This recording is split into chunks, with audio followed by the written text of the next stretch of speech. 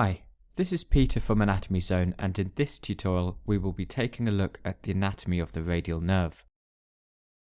This video is a collaboration between Anatomy Zone and teachmeanatomy.info.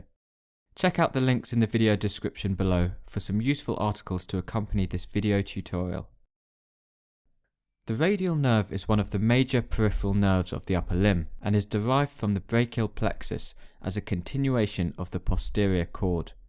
This schematic of the brachial plexus shows how the radial nerve contains nerve fibers from spinal roots C5 to T1. Check out my video series on the brachial plexus for more information on this topic and to learn about its structure in more detail. The radial nerve has both sensory and motor function. In terms of motor function, it is essentially responsible for innervating the muscles of the posterior compartment of the arm and the forearm. In the arm, this means it innervates the triceps brachii, which is responsible for extension at the elbow joint. In the forearm, it innervates the majority of the extensor muscles and is therefore responsible for extension of the wrist and the fingers, and is also involved in supination of the forearm. With regard to sensory function, the radial nerve innervates most of the skin of the posterior side of the forearm and the dorsal surface of the lateral side of the palm and lateral 3.5 digits. You can see the sensory distribution illustrated by the red shading in this diagram. Let's take a look now at the anatomical course of the radial nerve. The radial nerve is a continuation of the posterior cord of the brachial plexus, containing nerve fibers from all 5 roots from C5 to T1.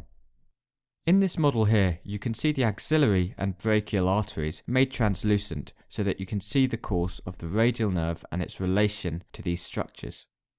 The radial nerve arises in the axilla, exiting posteriorly to the brachial artery. It passes with the profunda brachii artery into the posterior compartment of the arm via the triangular interval.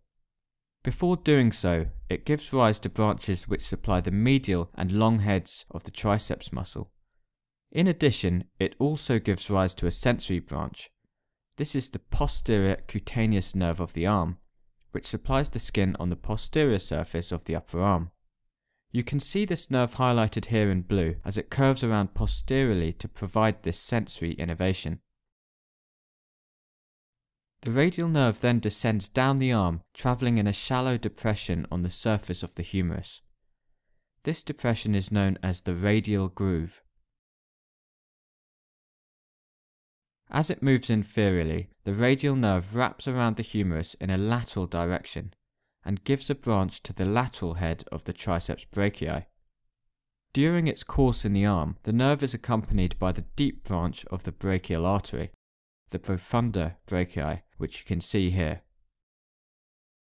The radial nerve gives off 2 more sensory branches in the arm, the inferior lateral cutaneous nerve of the arm and the posterior cutaneous nerve of the forearm. From this posterior view, you can see the inferior lateral cutaneous nerve of the arm in dark blue colour and the posterior cutaneous nerve of the forearm in pink. I've switched now to an anterior view, and you can see the inferior lateral cutaneous nerve of the arm perforating through the lateral head of the triceps to innervate the skin of the lateral part of the lower half of the arm. You can see in pink here the posterior cutaneous nerve of the forearm, which is also known as the dorsal antebrachial cutaneous nerve. This also perforates through the lateral head of the triceps and passes posteriorly to innervate a strip of skin down the middle of the posterior forearm. Having given off these 2 sensory branches, the radial nerve then passes through the lateral intermuscular septum to enter the anterior compartment, where it is then situated between the brachialis muscle and the brachioradialis muscle. You can see the proximal end of the brachioradialis muscle here. The brachialis is not shown on this view of the model. To enter the forearm, the radial nerve moves anteriorly over the lateral epicondyle of the humerus through the cubital fossa. I've zoomed in a little closer, and you can see that within the forearm, the nerve terminates by dividing into 2 branches, the deep branch in green, and the superficial branch, which you can see here in blue. The deep branch is a motor branch. It passes between the two heads of the supinator muscle and continues as the posterior interosseous nerve to innervate the muscles in the posterior compartment of the forearm. The superficial branch is a sensory branch. This branch descends down the anterolateral aspect of the forearm, deep to the brachioradialis muscle, along with the radial artery. It then curves around laterally over the radius, passing dorsally.